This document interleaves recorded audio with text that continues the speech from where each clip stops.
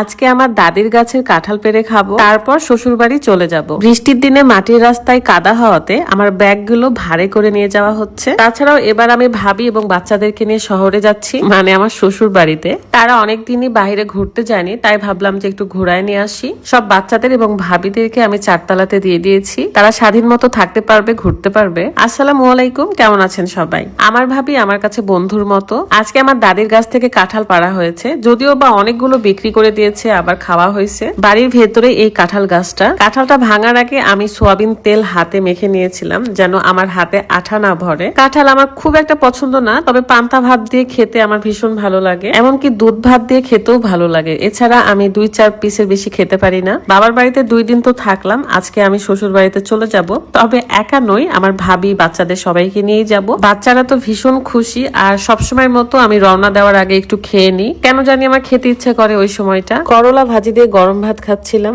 And আমি এখন ready হয়ে গিয়েছি। বৃষ্টির দিনে মাটির রাস্তায় অনেক কাদা, তাই ভ্যানও আসতে পারছিল না, তাই ভারে করে আমার লাগেজ ব্যাগপত্র নিয়ে যাওয়া হচ্ছে। সেই কাহিনীগুলো দেখানোর আগে একটু দেখাতে চাই। যারা খুবই অল্প সময়ে সুন্দর হতে চান, তাদের জন্য একটা বডি লোশন, নাইট ক্রিম এবং একটা লিপ জেল নিয়ে এসেছি। কোনো ধরনের ক্ষতিকর কেমিক্যাল ছাড়াই এই প্রোডাক্ট গুলো তৈরি। ডিপ ক্লিন ফেসবুক পেজ থেকে আপনারা এই 3টা প্রোডাক্টই পেয়ে যাবেন। এই নাইট ক্রিমটা আপনার স্কিনে দীর্ঘদিনের মেস্তা, ব্রণের দাগ, রাফনেস, কালচে ভাব, চোখের নিচের কালো দাগ সবকিছুই দূর হবে, সাথে স্কিনটাকে অনেক বেশি গ্লো করবে।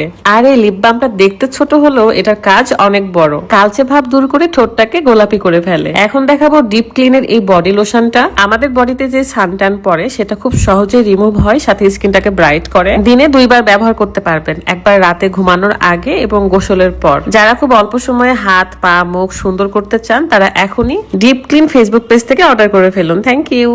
আমার ভাবির সাথে আমার খুবই ভালো সম্পর্ক এবং বন্ধুর মতো। আমি তাকে বকতে পারি, ভালোবাসতে পারি, শাসন করতে পারি, আর সেও খুবই ভদ্র, আমাকে আগে থেকে অনেক বেশি পছন্দ করতো। আর আমি ননদ হিসেবে খুব একটা খারাপও নই। যাই হোক, বাচ্চাদেরকে নিয়ে রেডি হয়ে গেলাম। এখন ভার নিয়ে আমার ব্যাগ বাঁধা হচ্ছে, কারণ ভ্যান আসতেছিল না। অ্যান্ড আমার মনে হচ্ছিল যে প্রথম বুঝি এরকম একটা কাহিনী হচ্ছে, যে ভারী করে আমার লাগেজ পত্র নিয়ে যাওয়া। বাচ্চাদের হাসি খুশি দেখে আমার খুবই ভালো লাগে, অ্যান্ড আমি সবসময় চাই তারা সবসময় অনেক হাসি খুশি থাকুক, ভালো থাকুক। আমার আব্বুকেও বলেছি চলেন আব্বু ঘুরে আসি, কিন্তু না, আমার আব্বু যাবে না। তার এই বাড়ি থুয়ে সে কোথাও যাবে না। দেখেন মাটির রাস্তার শুরুতেই কত কাদা, আর অনেক কষ্টে আমরা পেরিয়ে চলে এসেছি। এন্ড গাড়িতে সবাইকে নিয়ে আল্লাহর নাম নিয়ে বের হয়ে পড়েছি। রাস্তার মধ্যে বৃষ্টি ছিল, এন্ড বৃষ্টি দেখে আমি গ্লাস খুলে হাতটা বাহিরে দিই। আমার বৃষ্টিতে ভিজতে ভীষণ ভালো লাগে। হ্যাঁ, আমার একটু সর্দি, কাশি, গলা ব্যথা হয়, তারপরেও আমার ভালো লাগে। জীবনে দেখবেন যে আপনাকে বেশি কষ্ট দেবে, তার প্রতি আপনার অন্যরকম একটা টান থাকবে। বিষয়টাই ওরকম, যে বৃষ্টিতে ভিজার পর ঠান্ডা লাগে, তারপরেও আমার ভালো লাগে। গল্প করতে করতে চলেই তো আসলাম রাজশাহীতে, এন্ড 1 ঘন্টার মধ্যে চলে আসতে পেরেছি আলহামদুলিল্লাহ। এন্ড আমি এখন আমার রুমে, আর ভাবি বাচ্চাদেরকে দিয়ে দিয়েছি 4 তলায়। পুরো ফ্ল্যাট জুড়ে খুব ভালোভাবে থাকতে পারবে, তাই উপরে শিফট করে দিয়েছি। আমার মেয়েটাও ভীষণ খুশি, এন্ড আমার মেয়েটাকে দেখে বোঝাই যাচ্ছে না যে সে একটু কষ্টে ছিল আমাকে ছাড়াই 2টা দিন। এন্ড আমার ভাবিকে বলতেছিলাম, ভাবি আপনি কি আর বাচ্চা নিতে চান? এই যে 3টা নিয়েছেন। তো বলছে আল্লাহ যদি দেয় নিব। আলহামদুলিল্লাহ, আমার বাচ্চারা অনেক শান্তশিষ্ট, মাশাআল্লাহ।